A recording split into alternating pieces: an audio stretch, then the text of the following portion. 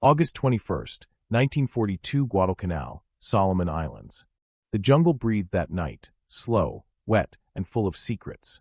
A wall of heat pressed against the marine's skin, thick as oil.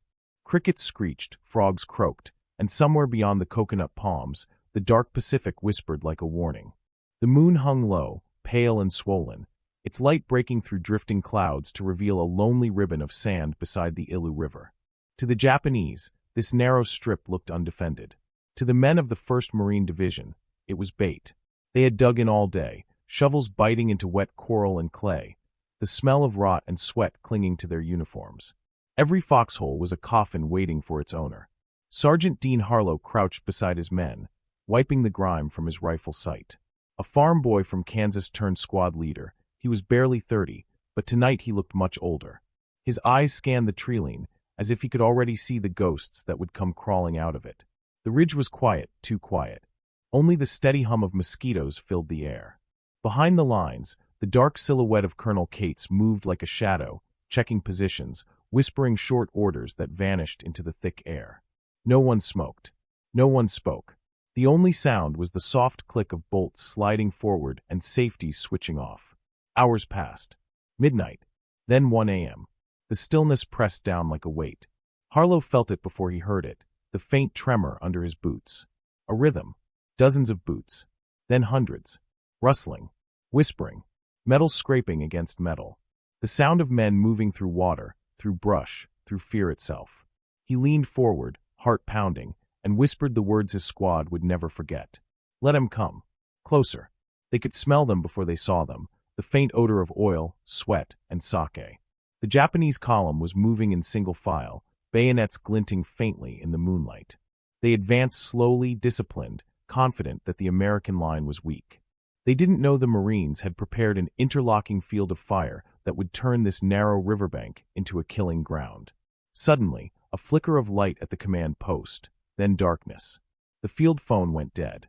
Harlow glanced back. Corporal Davis, his radio man, tapped the receiver, frowning. Static. Silence. Lines out again, Davis muttered. But this time, Harlow's gut twisted. Something wasn't right. 2 days earlier, a new radio technician had arrived with the resupply convoy. Young, polite, sharp. He joked with the men, shared cigarettes, even helped bury a comrade. Everyone liked him. But Harlow remembered the look in his eyes when he handled the codes. Cold. Calculating. He'd said he was from headquarters. Nobody questioned it. Now, with the line dead, Harlow's mind replayed every detail. The man's accent, his strange questions about artillery range, his habit of vanishing during patrol shifts. Harlow whispered to Davis, check his pack. Now. Minutes later, Davis returned, face pale. Inside the stranger's gear were Japanese maps, a cipher book, and a small glass capsule filled with white powder. Cyanide. The man wasn't American. He wasn't even a Marine. Harlow clenched his jaw. They were blind. No artillery. No backup. Just 200 men against a regiment creeping through the dark. He looked at the ridge, at the foxholes, the machine gun nests buried beneath palm leaves. Hold the line, he muttered, repeating Colonel Cates's last words. Even if they reach your foxholes. Then he whispered to his men, when they're close enough to see their faces, that's when you fire. The minutes dragged on. 100 yards. 50. 20. The first Japanese soldier raised his sword, glinting silver under the moon. And still, the Marines didn't move. The jungle seemed to inhale and hold its breath. Then came a sound that tore the night open. A single, shrill scream. Banzai! The ground shook as the enemy charged through the river, water splashing, rifles raised, voices blending into one monstrous roar. Flares burst overhead, bathing the world in blood-red light. The Marines opened fire all at once, a thunderclap of rifles, machine guns, and grenades that ripped through the oncoming wave. The first line of attackers fell before they even reached the sand. The second stumbled over their bodies. The third kept coming. Tracer fire cut arcs through the dark. Mortar shells exploded in the trees. The night became a storm of metal and flame. Through it all, Harlow moved like a ghost, shouting orders, dragging wounded men to cover, tossing grenades with trembling hands. Every flash of light revealed another face, another scream, another second stolen from death. The air filled with smoke and the acrid stench of gunpowder. Somewhere, a flamethrower roared, and the jungle caught fire. But still they came. Wave after wave. Closer and closer. Davis reloaded the Browning until his fingers bled. "They're not stopping," he yelled. "They will," Harlow said, eyes hard. "They just don't know it yet." Before we go deeper into this night of chaos and courage, take a moment to subscribe to WW2 Frontline Legends. Tell me in the comments where you're watching from around the world. I read every one. Let's see how far this story of bravery travels. The river ran red. The air trembled with screams and gunfire. Men fought hand-to-hand in the mud, bayonets clashing, fists swinging, teeth gritted. The moon vanished behind clouds, leaving only the flicker of flames to light the horror. And yet, amid the madness, something remarkable happened. The line held. 200 Marines, outnumbered 4-1, refused to break. But as dawn began to rise over the smoking river, the survivors would learn the enemy wasn't finished.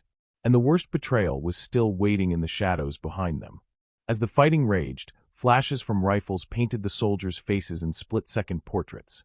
Fear, fury, and something beyond both, survival. The earth shook beneath them, grenades thudded into mud, and the smell of cordite coated every breath. Somewhere to the left, a Marine screamed for a corpsman, voice breaking as a mortar landed too close. The blast threw dirt and limbs into the air, raining horror across the ridge. But even as chaos ruled the night, discipline held. Harlow's men fired in measured bursts, conserving ammunition, shifting positions so the enemy couldn't read their pattern. Each squad had rehearsed this a dozen times in silence. Aim low, count 3, switch to the next sector. The Japanese kept charging, fearless, falling over their dead comrades, convinced that sheer will could drown the America. NS in blood.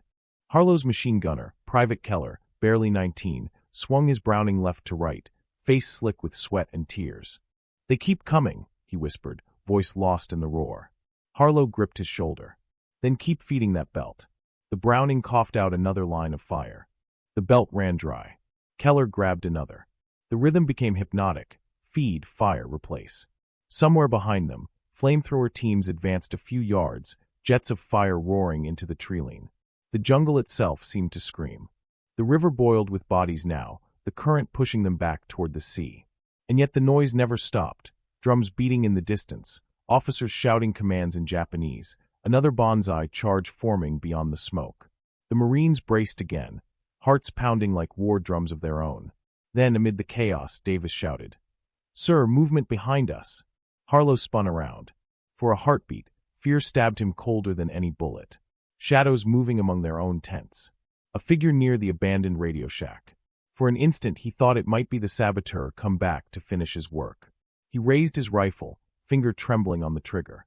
Then lightning from a flare lit the figure's face. It was one of their own, bloodied, dragging a wounded man to safety.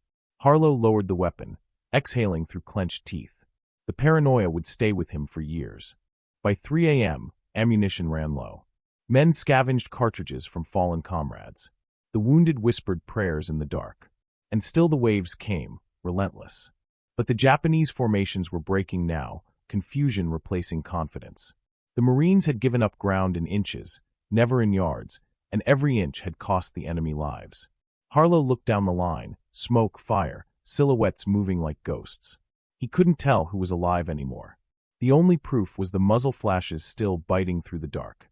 When the enemy tried to flank them along the riverbank, Harlow signaled the hidden reserve. 2 light tanks, camouflaged under palm fronds, rolled forward with a metallic groan. Their cannons fired point-blank into the trees. The blasts tore the night apart, sending fireballs into the undergrowth. The sound echoed for miles. By 4 a.m., the ground itself seemed to pulse beneath their boots. Then slowly the rhythm changed.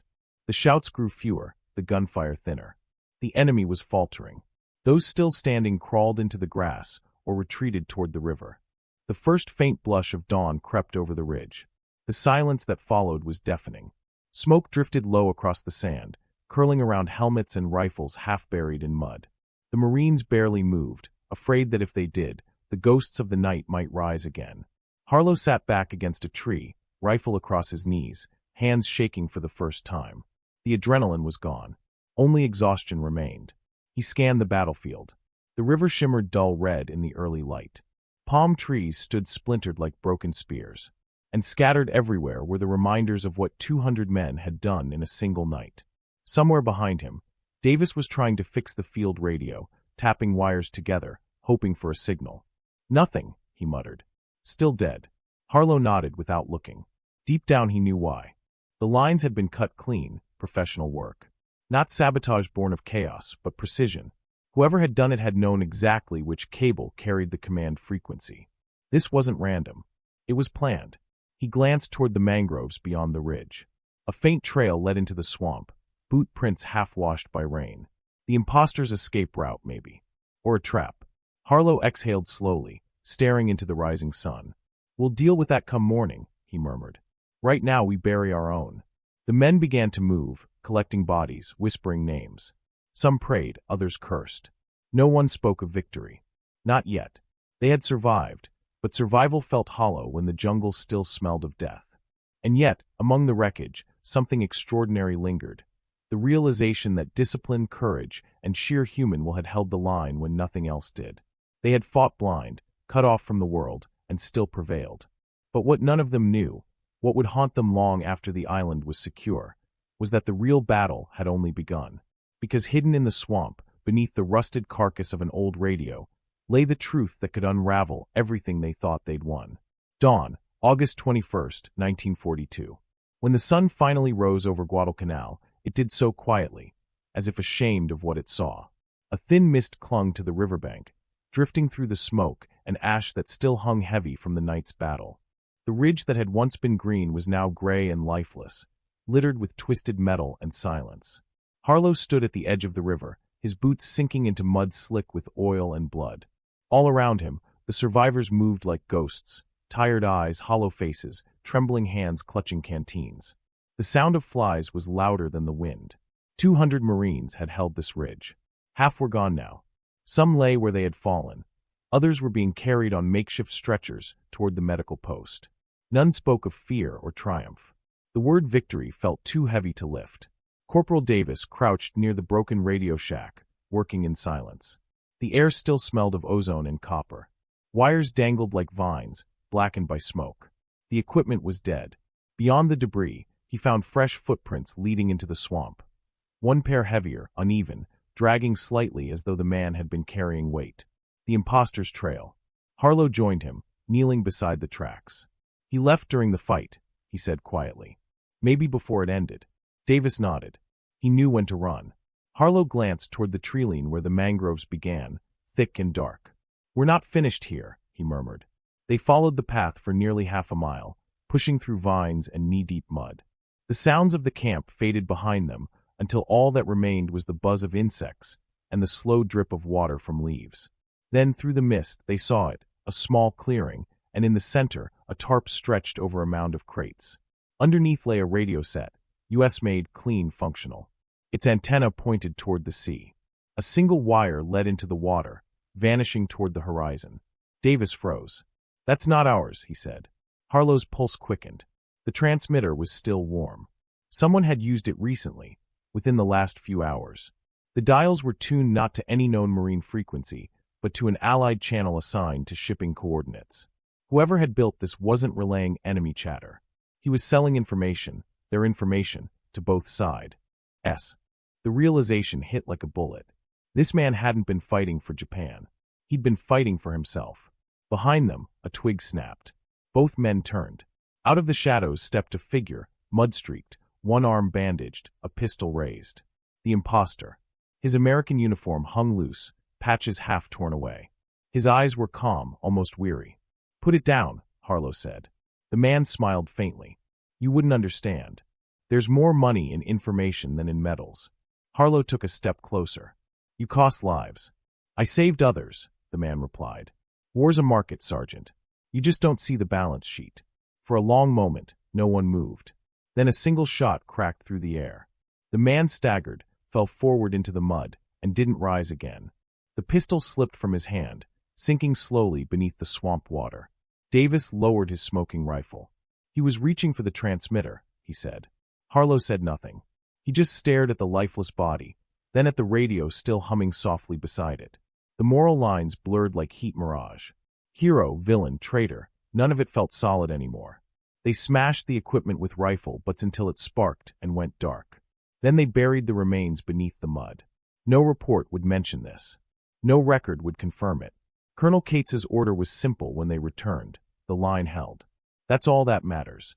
By afternoon, war reporters arrived, cameras clicking, notebooks open. They called it a miracle of tactics. The night 200 Marines stopped 800 Japanese troops. They wrote of courage, of strategy, of the unstoppable American spirit.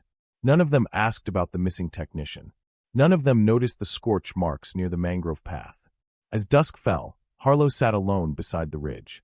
The sky burned orange, fading into bruised purple. Every breath of wind brought the stench of smoke and salt. Davis joined him, offering a tin cup of coffee that tasted like ash. "Do you think he was working for them?" Davis asked quietly. Harlow didn't answer right away. "I think he was working for himself," he said at last. "That's worse." The two men stared at the river, now calm, its surface reflecting the setting sun. Beneath it, the current carried the knights dead away toward the open sea. Some would never be found. The island seemed peaceful now, but it was a lie. Every rustle of palm leaves sounded like movement. Every cry of a bird resembled a scream. Once you'd heard that kind of battle, silence never felt safe again. When darkness returned, the men lit no fires. They sat in the faint glow of the stars, rifles across their knees, waiting for an attack that would never come. And yet, inside each of them, a different kind of war was still being fought. The battle between duty and doubt, pride and guilt, heroism and survival.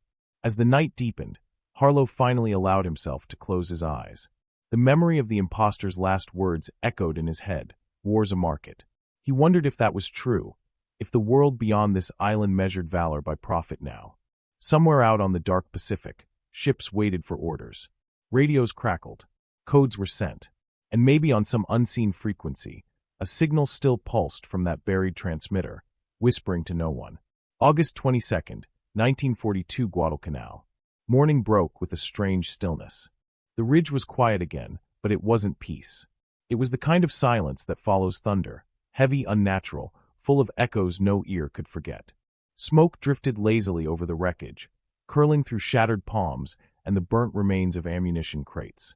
The ocean beyond the trees shimmered gold, pretending nothing had happened. Colonel Cates stood over a field table made from a broken door, his uniform dark with mud, his face drawn and sleepless. The after-action report lay half-written. He stared at the blank spaces where names should go, then capped his pen. Some truths weren't meant for paper.